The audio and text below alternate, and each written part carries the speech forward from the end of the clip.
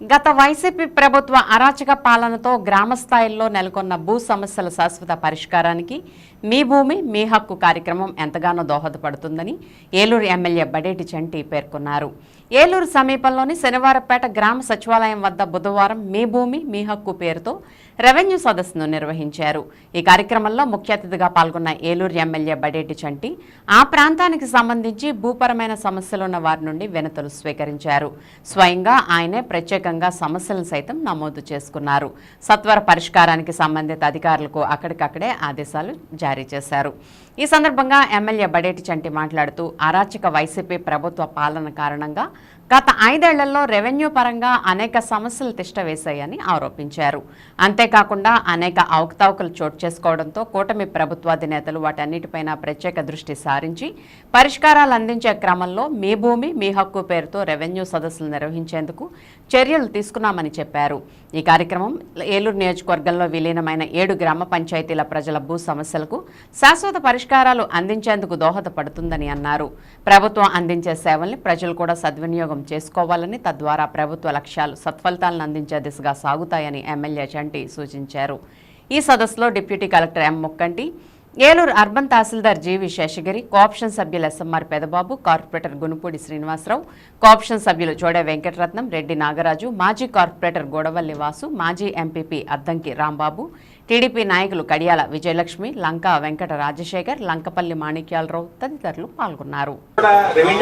రైతుల దగ్గరికి మీరు వెళ్ళి వాళ్ళ దగ్గర దరఖాస్తులు తీసుకుని తెలియజేశారు. దాంట్లో భాగంగా సమస్యలు ఉంటే కనుక మాకు అందజేస్తే కనుక వాళ్ళని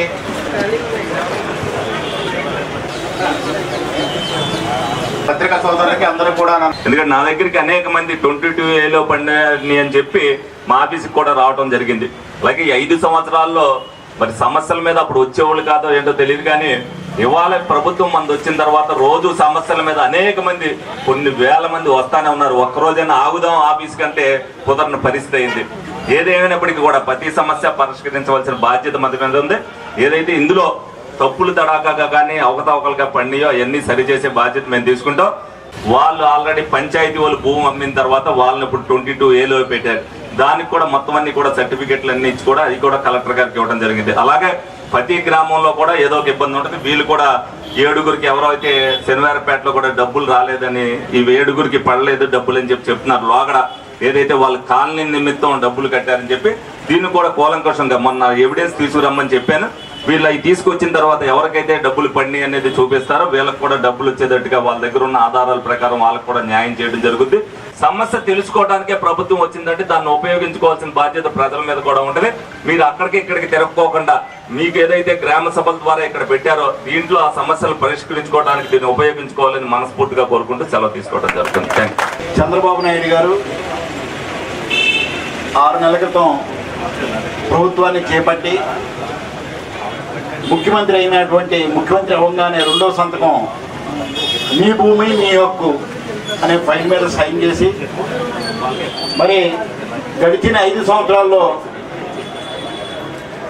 ఎవరైతే రైతుల భూములు కానివ్వండి, పొలాలు కానివ్వండి, చెరువులు కానివ్వండి, ఎవరైతే వాళ్ళ హక్కుల్ని కోల్పోయారో, లేకపోతే అన్యాక్రాంతం అయిపోయిందో, లేకపోతే ల్యాండ్ టైటిల్ యాక్ట్ ఏమైనా డిస్ప్యూట్లో పడిపోయిందో, ఇవన్నీ కూడా గత 5 సంవత్సరాల్లో అనేక రకమైనటువంటి కారణాలతో రైతులు ఇబ్బంది పడుతున్నారు.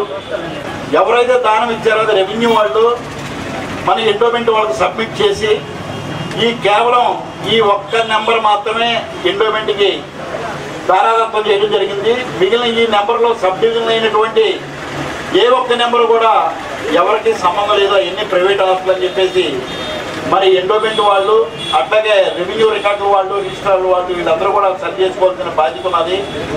సరిదిద్దుకోవడానికి ఇది మంచి వేదికగా మన ప్రీతమ ముఖ్యమంత్రి వారు ఆదేశించి ఉన్నారు.